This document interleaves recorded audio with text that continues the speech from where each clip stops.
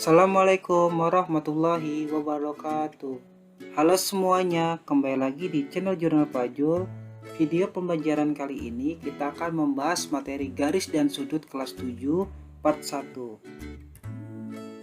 Tujuan video pembelajaran kali ini yaitu memahami hubungan antara titik, garis, dan bidang, memahami cara membagi ruas garis beberapa bagian sama panjang.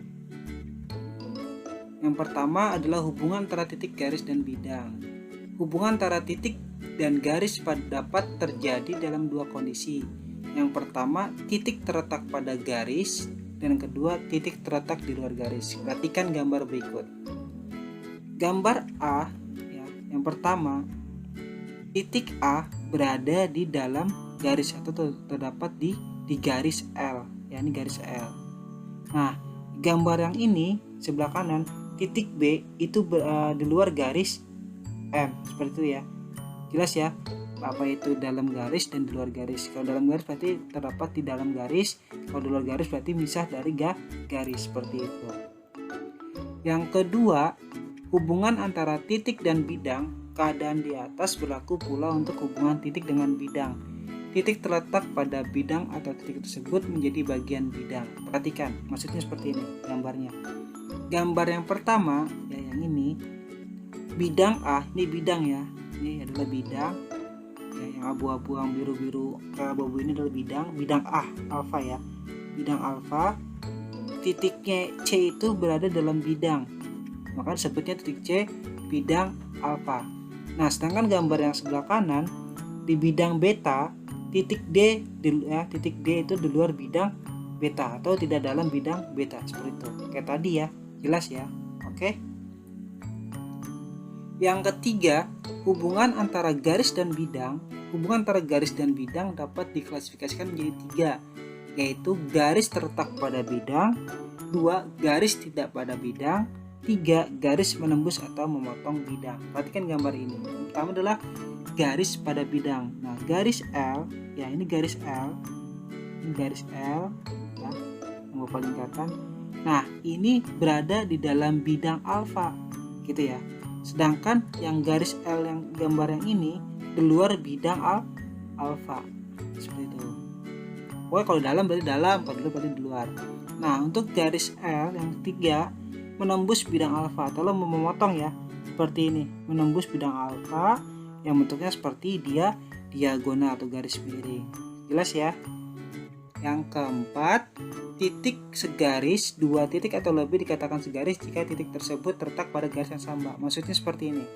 Nah, di sini ada garis L. Ini garis L ya, ini garis L. Nah, di dalam garis L ini terdapat 2 titik yang segaris, yaitu titik A dan titik B. Maka titik A dan titik B disebut adalah 2 titik atau lebih dikatakan segaris. Berarti adalah titik A dan titik B adalah segaris di garis L, seperti itu. Nah, yang kelima, titik-titik sebidang, 2 titik atau lebih dikatakan sebidang jika titik tersebut terletak pada bidang yang sama. Nah, perhatikan gambarnya.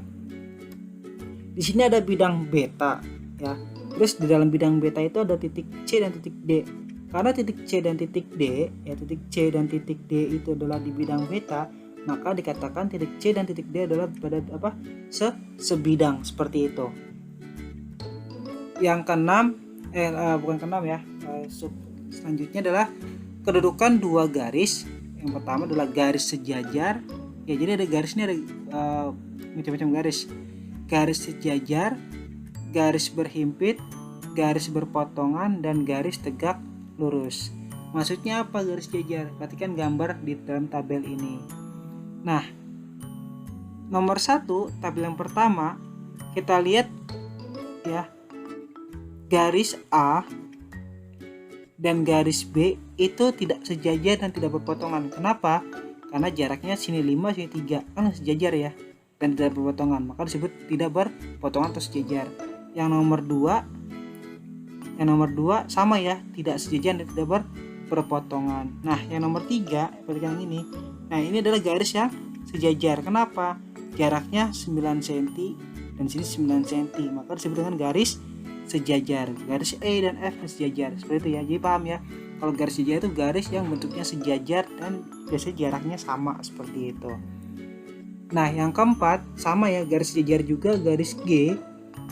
Ya, garis G dan garis H itu sejajar ya.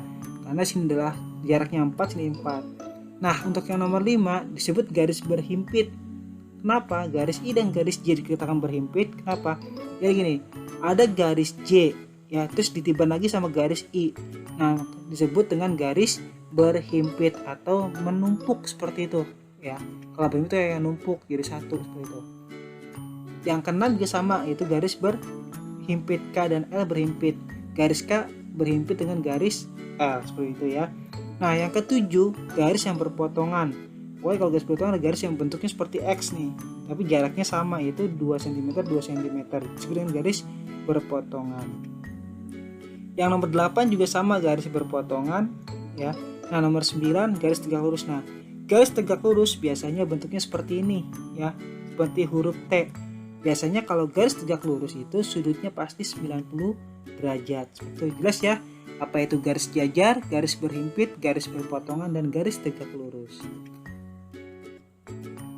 Nah, sekarang membagi luas garis beberapa bagian sama panjang. Membagi garis menjadi beberapa bagian sama panjang. Perhatikan gambar pertama. Nah, cara gambarnya adalah awalnya gini.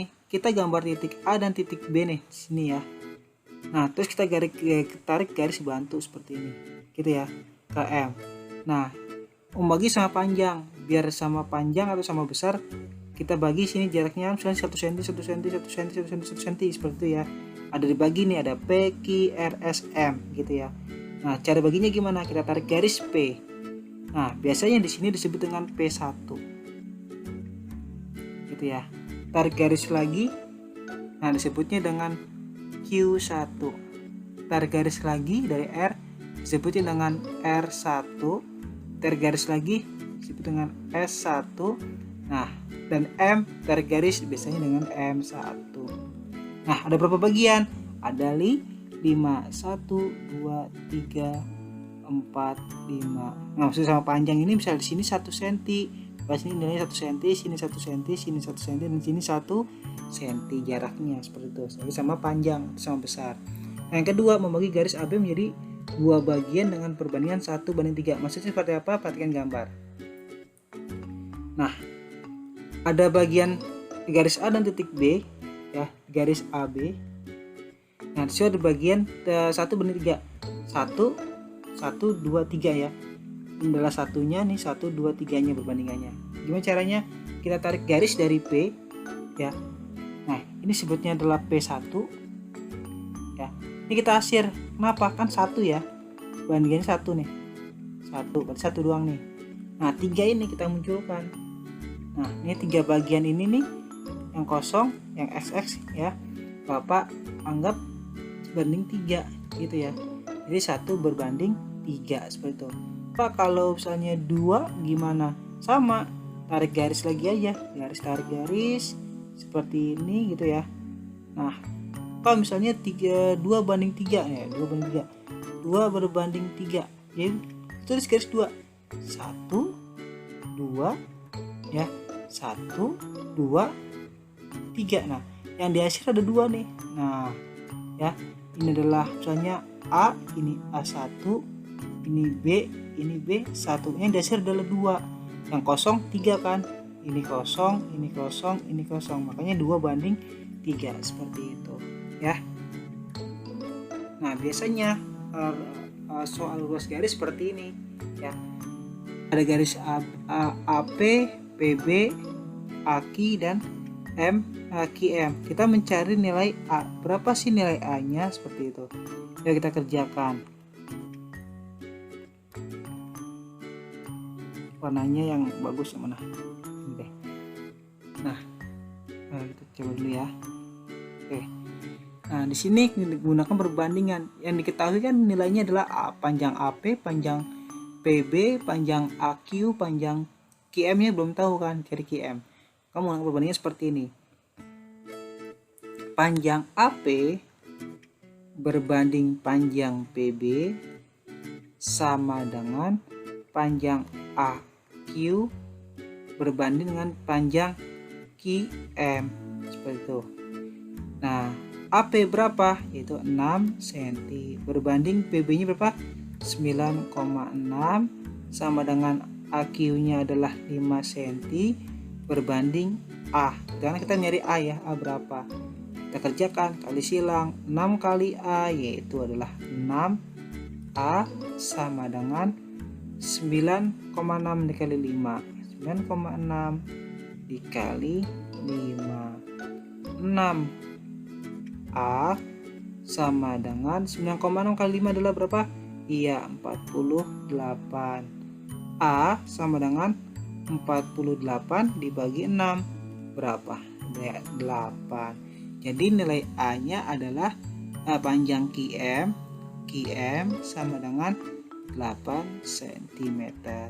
Mudah ya untuk mengerjakan mencari ruas garisnya ya, menggunakan perbandingan seperti itu. Ingat ya, slogan kita matematika itu mudah. Orang bisa karena terbiasa. Terima kasih telah melihat video pembelajaran di channel Jurnal Fajrul. Semoga video ini bermanfaat buat kita semua. Jika kalian belum jelas tentang video pembelajaran kali ini, kalian bisa bertanya di kolom komentar. Dan jangan lupa terus dukung channel ini dengan cara subscribe, like, komen, dan share ke semua teman-teman kalian. Salam juga buat orang tua kalian. Wassalamualaikum warahmatullahi wabarakatuh.